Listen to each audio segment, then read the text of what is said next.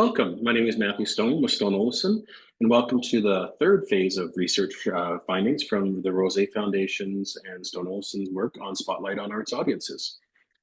As we continue to share results with research that we do with Albertans, we'd like to take a moment to acknowledge that we are in what's called Alberta in the traditional and ancestral territories of many peoples, presently subject to Treaty 6, 7, 8, namely the Blackfoot Confederacy, Kainai, Piikani, and Siksika, the Cree, Dene, Saulteaux, Nakota Sioux, Stoney Nakoda, and the Tsuut'ina Nation and Métis people of Alberta. This includes the Métis settlements and the 6 regions of the Métis Nation of Alberta within the historical Northwest Métis homeland.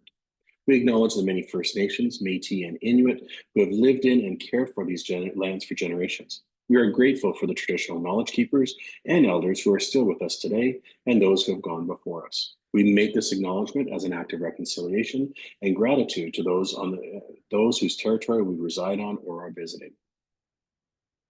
So today we're here to show results from the latest round of research. And as part of that work, we want to acknowledge that there are sponsors who make this possible. Particularly the Rose Foundation, the team at the Rose, if you come across them and engage with them, thank them for their work. They're vital to this study going forward.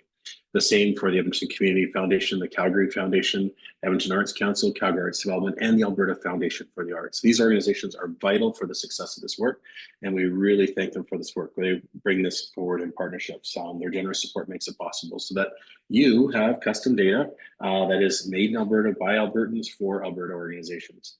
The point of this work is that leaders like you have access to data that allow you some insights that help you reach more people. This, after all, is about engaging Albertans in the experience economy and the arts and culture specifically. We encourage you to use this data and leverage it, but it's not the only point of data that you have. You should be looking at this with some of your custom feedback that you have from your own research, ticket sales data, and don't forget the simple fact of active engaging with audiences as you see them in your venues and in your galleries. Will provide insights that will help you further engage. Research is just an active engagement. So we really want you to put this to work. If you have questions, our contact information is included on the website. Please contact us. Megan or Kim or I are happy to chat with you about the work that we have done.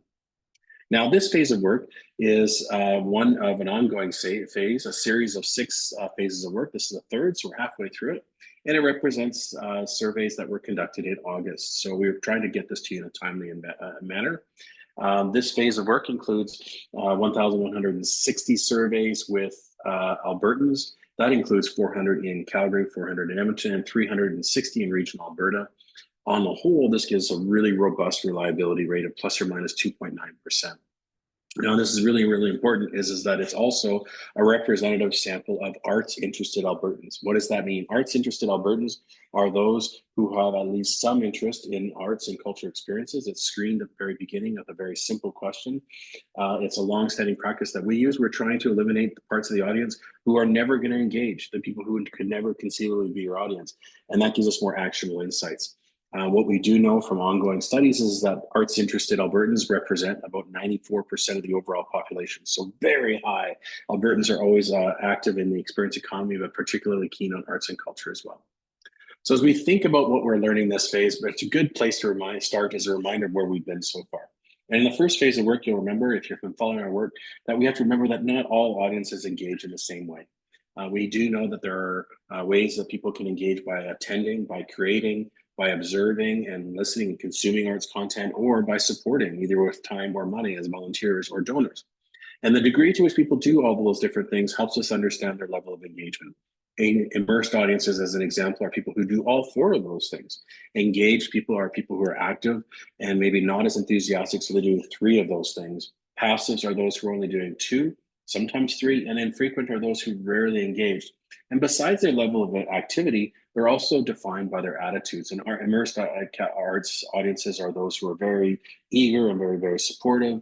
And as we move through them down to passives, we know that this is an audience who likes the idea of the arts, just needs to be inspired to engage more.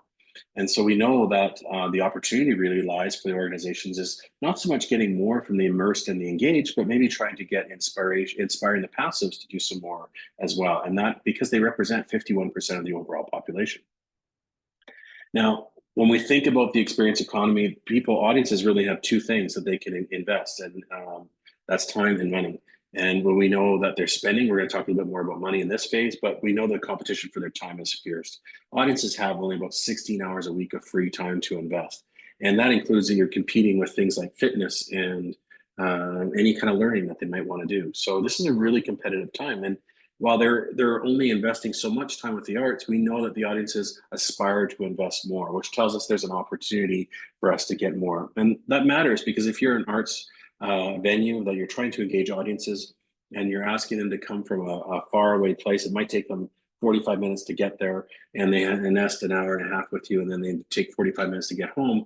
Well, there is almost 4 hours of time. That's a quarter of their time. So any arts experience might take more than we expect. So we have to really be cognizant of the time that they're investing, ensure that we can do more to actually get them to spend more time with us. Now, if we're going to grow the audience and get more passives and get more Albertans to engage, we know that the emotional benefits are absolutely key. It's how people judge whether their time and their money is worth it, is whether or not they can feel something, whether there's a sense of enjoyment in the experience at all. So we need to make sure that the emotional benefits of engagement are front and center. If we're going to grow, we know that audiences need to see themselves in the activity. It's not enough just to show the activity. We have to give them, help them understand that it is for people like them. So help them see it, that they're going to be part of it. We spent last good part of phase two also investigating the whole idea of subscriptions and whether or not people will do them. Well, subscriptions are something that's going to exist, but the market is going to crave flexibility.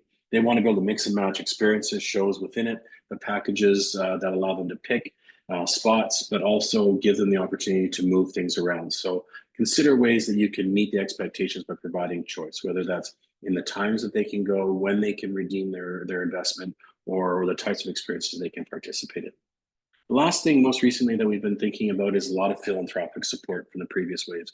And we know that's a challenge. In the current environment, the economic environment is challenging, and the willingness to give by Canadians and Albertans has declined. And so competing for their philanthropic support is going to be a challenge, but it's not impossible. And what we've learned from the past phases of work, that involving messages past the personal motivations, because people might have an interest in the arts, to show the impact of supporting the arts from the wider community, but also the importance of creating urgency and making it easy. And maybe it's not going to be big donations, but many smaller donations might be a part of the future for support for the arts moving forward. So that's where we've been. What are we looking at this phase? We try to keep this very timely given the fall season. We've spent some time understanding engagement through the arts learning. So we want to talk a little bit about going back to school. We know that Albertans are feeling the pinch financially, and we spent more time on understanding spending habits. And then we're going to round out this phase of work with understanding how people make choices. We know that the decision windows, the journey that people have been making since March 2020 has changed quite a bit. And we wanted to spend some more time understanding last minute decisions and what does it take to get on the radar screen for last minute decisions. So let's jump in. How do people think about arts education and engage with the arts? At the end of the day, education in the arts is really, really important because it's just a deeper form of engagement. You remember that understanding how people connect with the arts, one of the fundamental ways is creating and learning. And we know that Albertans are participating in the arts. 46% of adults report that they've personally participated in the last 2 years in some kind of class or workshop, but it's much more prevalent among children, and 80% are participating in some kind of arts education. And that could be classes about performances, but it could also be classes about painting or making or other kinds of arts education, very wide list. What's interesting about the results of this phase is that in particular when it comes to children, arts organizations seem to be ceding the ground of owning arts education to schools. Children participate in arts education programs twice as often in the schools than they do outside of schools. And this might be an area of opportunity for organizations as they think about how do I deepen or widen engagement with different groups? Can we look at adopting arts education opportunities as a way of getting more connections with more people? What we find interesting is we look at this 46% and what's going on besides their participation. Their attitudes are very revealing. We know that audiences clearly see the value of participating. 96% say this, developing creative skills is a good thing.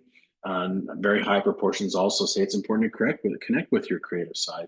And 88% are telling us, you know what, arts education is an important part of our child's development. So it's really, really supportive. And they also see the experiential benefits. 90% talk about the arts as making this a better place to live. And 66% are telling us this is some of the most fun I've had is in a creative experience. Again, their attitudes are showing us, despite the fact that only 46% have participated, their attitudes are definitely on board. Particularly even when you look at the final element, which is personal relevance. Only 20% say arts experiences are for other people, not really for me or my family. That means 80% do think it's something they can see themselves in the activity. Um, but there might be a barrier existing to talent. But 53% say they appreciate it, but they don't consider themselves creative. By all means, it's something that we want to leverage because creativity or skill shouldn't be a barrier to participating in arts education. So again, it's something that we want to take away from the arts education engagement opportunity. Now, what about those 54% who don't participate? What are the reasons for not doing that? Yes, we see cost, and we'll talk a bit more cost a little bit later in this presentation. But right off the bat, we see there's about a real good opportunity that centers around awareness. 17% just not aware, 16% say I'm not a creative person, and 14% never considered it, don't know where to start. Is there an opportunity to inform or reassure audiences right off the very bat and getting them engaged? We see some other elements involved in other activities. I want to focus on more important things, not interested in the activities. That talks about relevance, and that's fine. But still, clearly, the barriers relate to opportunities for us. Is if we can get in front of them with some messages that are going to resonate, likelihood of them engaging is going to go up. Now, what about understanding their reasons for doing it, their reasons for participating in it? And when we ask their motivation, something interesting starts to emerge. The first thing is you see the element of fun, something new to try. Um, through all the reasons, skill development only accounts for about 32%. So skill development or good overall development, which is inherent in learning, only accounts for one smallest part. And in fact, most people are motivated for other reasons, experiential, entertaining mention. So when we look at that, it starts to paint a picture for us of saying that if we want people to engage with arts education, maybe we don't lead with education meaning reasons, but start about more experiential messages overall. And when that seems to be reinforced when we ask them, what are the benefits of getting out of this? And this is a completely open-ended question, which we coded. And you can see people are talking about a certain kind of joy, an different experience, so uniqueness, something emotional, a night out, plus you learn something, so development becomes secondary. Ultimately, there's something to this idea of joy and enjoyment that needs to be elevated. Yes, learning and development or learning and knowledge acquisition is right up there, but lots of other experiential reasons that are people are talking about in terms of the benefits they get out of an arts education opportunity. Now, remember, arts education is not about education in per se. It's just another way of engaging audiences. And the market does see value and relevance. So there is a market for more arts education. We know that 46% of adults are participating. There's clearly an opportunity to engage the other 54%. But too often the message may be about the feature, which is skilled acquisition or development. And perhaps given the benefits and the motivations the audience has, which is a very common theme in arts engagement, should be elevated. So align the benefits and with the motivations instead first. Talk about enjoyment, the experiential element, being memorable or something new and different every time. And then follow it up with messages about development as an opportunity to widen engagement. Now, how about their spending and affordability? Not surprisingly, if you look at the Alberta issue agenda and you talk to Canadians anywhere, cost of living is very, very important right now. The economic trends in Alberta are stable, but certainly different than they were several years ago, certainly since the pandemic. And one of the things that we are including in most of the work that we're doing now is how people feel about their financial situation, given the fact that they're going to have to spend money to participate. Ultimately, there's about 51% of the market who are telling us, yes, I'm getting ahead or I'm in a good financial position. But there is a really strong proportion, 48%, who are telling you, I'm just getting by or falling behind. That is an important marker that we need to be thinking about. And those audiences matter because those audiences who are either getting by or falling behind are going to have stricter budgets that they're going to set limits. They have an increased desire for flexibility. They focus on cost more than the experience, and they're also less likely to commit. So it's not the importance of this here is for organizations is recognize that yes, while you have 50% of the market who is happy and engaged on a financial level, there's going to be the other half of the market who's going to have some challenges, and we're going to need to be able to share some other information. Now, key to this whole idea of spending is what are they spending on experiences right now? Overall, Albertans report about spending about $204 per month on discretionary experience activities. And of that, about $60, $59 on arts experiences specifically. This is pretty consistent with lots of national research that we're seeing in terms of how people are spending on experiences, with just over a third spending on, or just under a third, pardon, who are spending on arts experiences. Now, Albertans are telling us that in terms of their spending, they're more likely to say they're spending less, which is very consistent with their cost concerns. 14% say they are spending more, and that includes adults under 35, families, higher income, people who are arts immersed are definitely spending more. But most are saying hey, they're going to spend about the same as they did last year or spending less. And when we look about the year ahead, only 9% are very likely to be spending more, with most being unlikely or on the fence. So from a spending perspective, we know that the audiences have some concerns. And that led us to understanding more about budgets. How are you budgeting for experiences? A third are telling us we don't follow any budget and find the money when we want to do something. So the experience does lead. Another 54% are telling us we have a rough budget, but there's some flexibility. And only 9% are telling us I have a strict budget and that money's put aside and I only follow that. So this is very helpful for while we do know spending is down, there is some opportunity to get into the consumer decision set because many have some flexibility. And so that's going to be really, really important. Now, part of what they're spending is their attitudes as well. And only a small proportion are deciding, 32% are spending on price alone, where price is the feature. So align with that 9% of a strict budget. There's a third who are saying, you know what, if it's price, then if it's too high, then I'm probably not going to do it. Instead, 82% are telling us, you know what, first I find something I want to do, and then I'm going to find a price option that fits. This is telling because it reminds us that the price, the budget is not dictating what people will do. Instead, it's the promise of an experience. And when we talk about money and people investing money, we have to remember that they're going to be thinking about value, which doesn't mean cost first, it means benefits as well. Another 85% saying, you know what, I'm willing to spend, but it must be appealing and unique. This is very consistent with research we've done the last 6 years on the experience economy. And again, it reinforces that audiences are only going to make that decision if there's the promise of experience. Many, 63%, are trying to get many experiences they can at lower prices. So they're looking for some deals and they're haggling. But on the whole, there's a hesitant market, yes, but they are showing us that it isn't just about money, it's about some of the other things. Now, when we ask them about whether or not they're going to spend and ask them about value and what is it, how do they know if something's worth it, we get the ease to enjoy it, the convenience. Help me learn something new, certainly there. It's something that's social, very consistent, the promise of experience. But this idea that there's friction might be involved with the decision is really, really important. And it's something that we need to consider.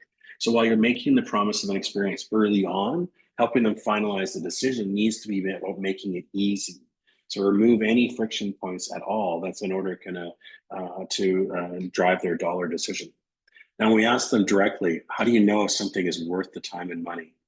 Here's this theme of enjoyment again. 28% give us something, you know what, something unique I enjoyed. Enjoyment's not complicated. Searching events, buying tickets, you remove the friction if it's unique. Giving people the ability to form memories. When I'm engaged and don't watch the clock, good experience. Notice that only value and cost are lower down on the list. So if somebody's making the determination of value, and so determining on what's worth it, this emotional element becomes really, really important to remember as well. So friction and enjoyment, those two pieces work together. So we know that Albertans are feeling the pinch and affordability is a challenge and it's not going away. The current economic environment is uncertain or volatile. So as long as we know that there's 48% who are just getting by or falling behind, this is going to be something that we have to be worried about. And we also know that spending is constrained, but it is happening, which is really, really important. Unlike other recessionary themes over the last 20 years where consumers withdrew from the market, consumers since the pandemic have not completely withdrawn, they're just very selective. And it's going to be the interest that's going to drive the decision, not the wallet off the bat. The wallet is just a condition which is going to frame which decision they make. Lower price ultimately is certainly going to help, but in many cases, the conversation is going to be about showing value more than price on its own. So we can't forget as marketers and community engagement experts that we need to talk to them as much about what they're going to get out of it and how they're going to feel than we are about the price of what something's going to cost. The last element of the research this phase was also understanding about decision making and last minute activities. More and more, we know that the decision journey that consumers make has been changing. And quite often, ticket sales have been happening much closer to the actual event and than they were previously. Now, part of it is to understand what's going on with the planning process. Now, when we ask them how they approach it, not everybody's going to approach it the same way. Fully 37% are saying, you know what, I'm the person responsible in our household for doing the research. 7% abdicate it to somebody else. But for many, 55%, this is a shared activity. Really, really important. And when we look at the final decision, similar trends appear. And predominantly, the actual final decision is shared. And yes, there are some things that are happening when we look at who's making that decision by themselves. Women, young adults, and those on strict budget are most likely to take ownership of the process. Now, keep in mind, this is not exclusive. When we talk about women in the household, have always been leaders in deciding on experiences for the household, but only 22% are making that decision exclusively on their own. And in fact, most people are actually sharing it. While they do the research, only small proportions are actually making the final decision by themselves. And even those who do the planning by themselves, many are actually sharing with somebody else. This is really, really important. So as people are sharing the experience, they're also sharing the process of making a decision.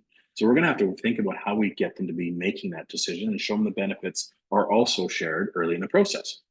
Now, are they making their decisions in advance? Well, it certainly does appear to be doing that. 78% are telling us I decide in advance. About a quarter are telling us I'm making a last minute decision. Irrespective of when I start the planning process, I'm making that final decision at the very last minute. But what does last minute actually look like?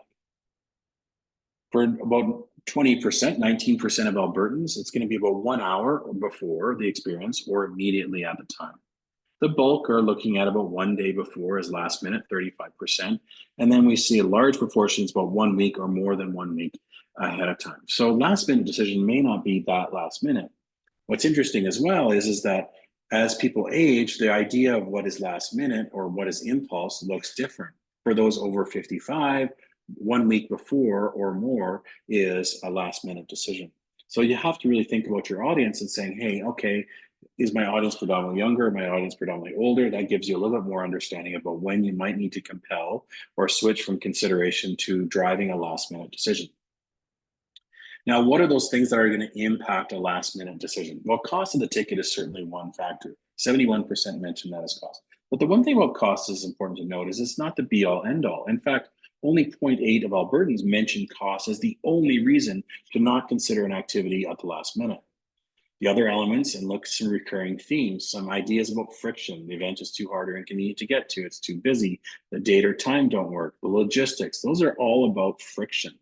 And so when we're looking at that 22% who are making their decisions at the last minute, we need to make sure that we're clear on making it easy for people. Ease is not going to be something that just impacts consideration. It's also impacting that final step between getting in the car or getting on transit and or walking to an event or an activity or a gallery, and then finally doing it, investing their time. Now, it's not just e-friction. There's some other things that can inspire an impulse decision. Is it shareable? Somebody being invited by a friend or family member is very motivating for 59%, or that's the reason why they're participating in last minute activities. The promise of quality, absolutely critical for 30%. Word of mouth, 21%. Hearing others talk about it will inspire a last minute decision. Being unique, or simply just being aware for 1 in 5 or saying, oh, I just became aware of it. So they make that snap decision to do it. So what we do understand is that while the decision journey is changing and people are making more and more last minute decisions, the planning process might be just as long as it was before. And consumers are sharing that, they're planning. So the journey is certainly going to look different. It may not be considerably shorter, but it does look different. The first thing you have to remember is that the decision and planning, not just the activity, are definitely shared. So you're going to likely have to show the shared benefits very early on in the process of planning so that people want to make that last minute decision. And then the idea of persuading people who may have delayed a final decision to engage and delay it to the very last minute, we have to make sure that it's easy. So we have to resolve those barriers of friction and value and logistics, but also maintain that emphasis on inspiration. Is it shareable? Is it quality? Is it unique?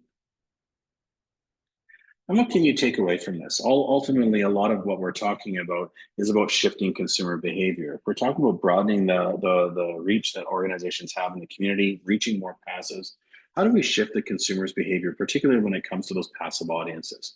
And a lot of this comes down to four simple things. First thing is easy. How do we make it easy for people? We know that hassle is a factor, and we have to think about all the friction points. There's lots of examples out there of organizations who are putting social media posts out there, who are answering questions for people as activities getting closer. And doing this is an important part of your overall communications platform, and incorporating that into decision helps people feel more comfortable and see that something is actually easy. We also have to make it attractive. Consumers may have less money to spend, but their journey starts the inspiration of an experience and seeing themselves in it. So make it attractive and reinforce the emotive benefits and motivations that people have as part of the experience. We also need to make sure that it's social. Not only are their motivations social, but the decision makers are sharing the decisions as well. This is very rarely, engagement with the experience is very rarely singular. So show them all the benefits that are going to be enjoyed together, not just overall basis. So remind them that, yes, you get these benefits, but you get to share them with others as well. The people you're with will also have those benefits. And then finally, we know that internal impulse decisions are not uncommon, but it means that they're planning and considering this still way in advance. They're not just becoming aware. Only 20% are saying, I just became aware of it and I'm doing it. In fact, most are planning ahead of time. They're just making that last minute decision. So we have to tap into that process by inspiring them early to get into their consideration set, and then following with those messages about value, ease, frictionless to cement that final commitment. At the end of the day, this is not about just getting the same people to do more, but shifting the behavior of those who are passive to get them to connect more frequently. Now, this research exists for you. We hope that you find this valuable, but at the end of the day, we want to design it around you as arts leaders. More research is available at the Rose Foundation website or the Stone-Olafson website, but we also want your input. If you could take the time, scan this QR code or follow the links that come with the email and give us your input about things that you want to hear about. This research is a collaborative process between the leaders in your industry like you and the research team at the Rose Foundation Stone-Olafson, but also make sure that you provide us your input. This QR code is linked to a very short survey, 3 to 5 minutes. We just want to know what's important to you. With that, thank you very much for joining us, and we look forward to seeing you soon. Thank you.